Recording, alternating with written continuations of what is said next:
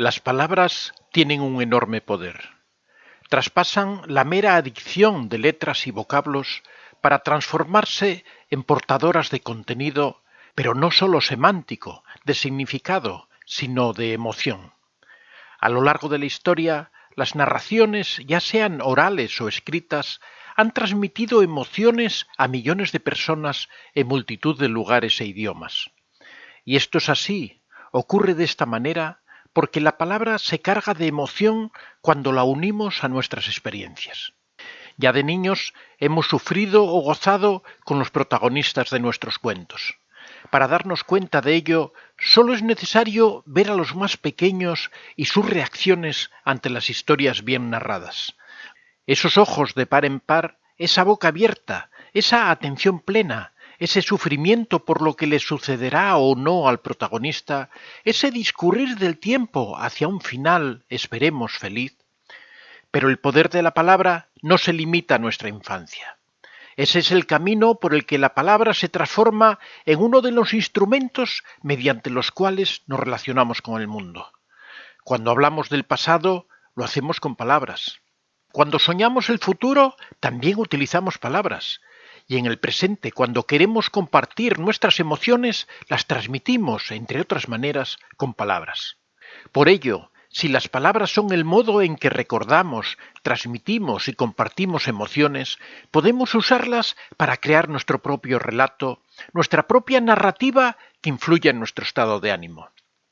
Cuando recordamos un pasado alegre y feliz, nos sentimos alegres y felices. Pero si lo hacemos con recuerdos tristes, nosotros mismos nos entristecemos. Eso quiere decir que la narrativa o relato que elegimos consciente o inconscientemente determinará nuestro estado de ánimo.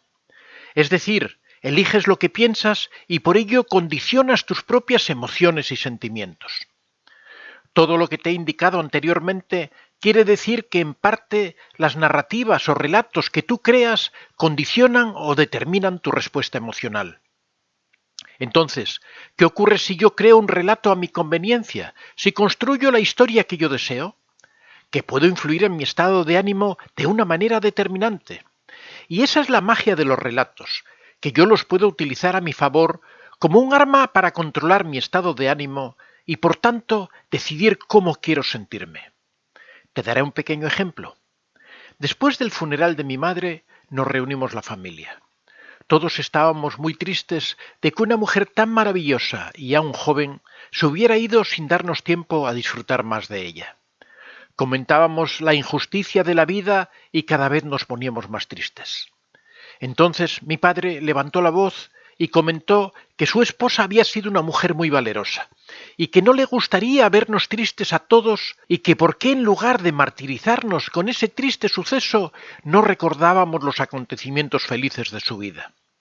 El caso es que nos pusimos a recordar y contar cada uno de aquellos acontecimientos felices, aquellos momentos en que lo habíamos pasado bien, esas situaciones graciosas de su vida y terminamos riendo todos juntos con las anécdotas y ocurrencias.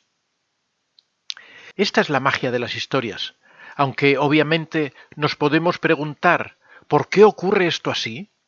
Bien, hemos hablado de magia, pero aún no del poder. Y hemos empezado asegurando que las historias tienen un grandísimo poder. ¿Pero cuál es este? Que nos conectan emocionalmente, con los demás, con nosotros mismos, con el futuro, con la vida.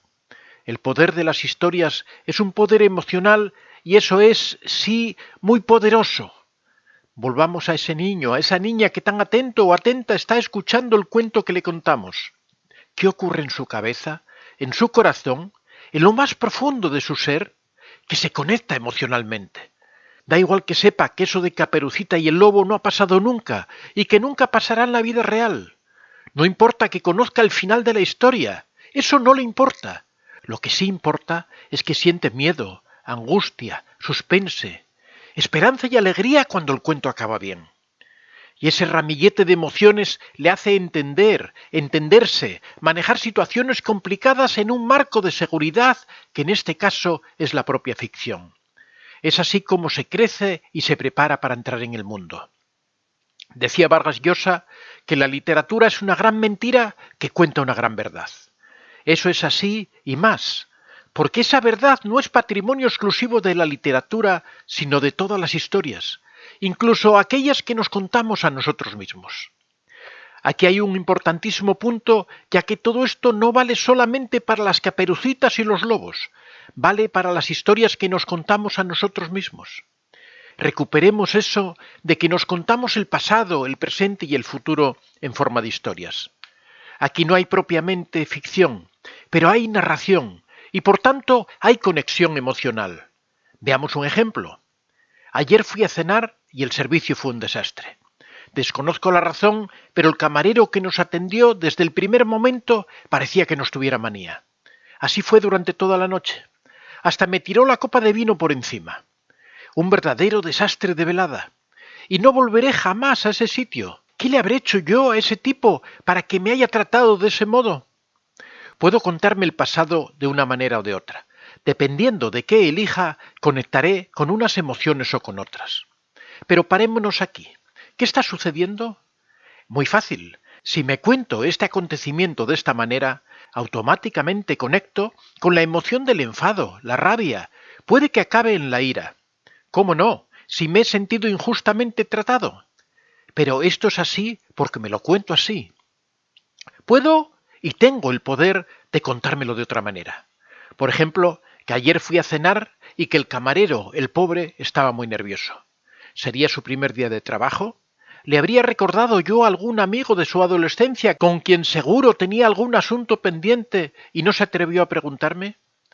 ¿Será un testigo protegido que está de camarero como una tapadera y por eso estuvo tan desafortunado toda la noche? Lo que sea, pero me lo explico de otra manera y al hacerlo conecto con otras emociones, como puede ser la compasión, la empatía o hasta la intriga. ¿Por qué no? Ya que si pienso que es un testigo protegido que está sirviendo en un restaurante, podré comprender su angustia. ¿Se entiende la idea?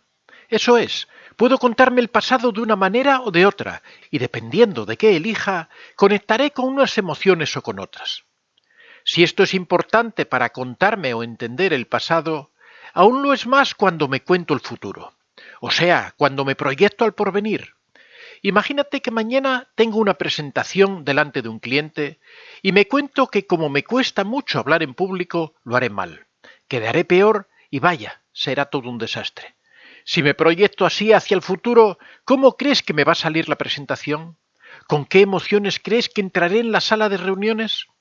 Vergüenza, inseguridad, miedo.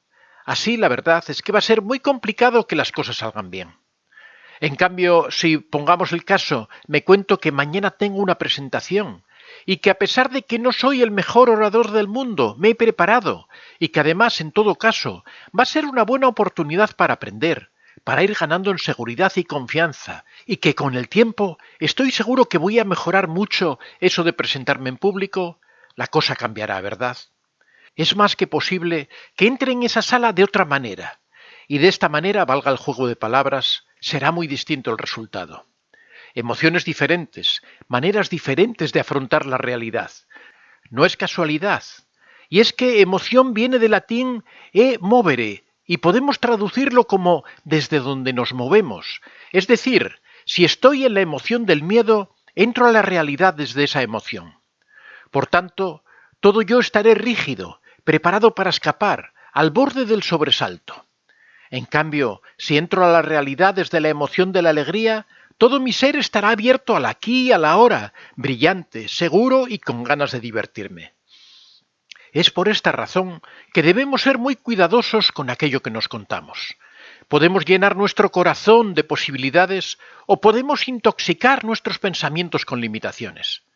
Ser conscientes de esta realidad es ser conscientes del gran poder que tienen las historias que nos contamos, que contamos a los demás, que explicamos y que decimos también a los otros. Y ya se sabe, ya que hemos hablado de ficción, fantasía y verdades, que todo poder conlleva una gran responsabilidad. En este caso, esta responsabilidad se traduce en que somos responsables de crear y crear aquello que hemos contado. Incluso de que podemos ser más que responsables y convertirnos simplemente en los protagonistas de nuestra propia historia. Esa que queremos que nos sea propia y propicia, porque ya que podemos contarnos nosotros mismos el cuento, pues que tenga un final feliz, ¿no te parece?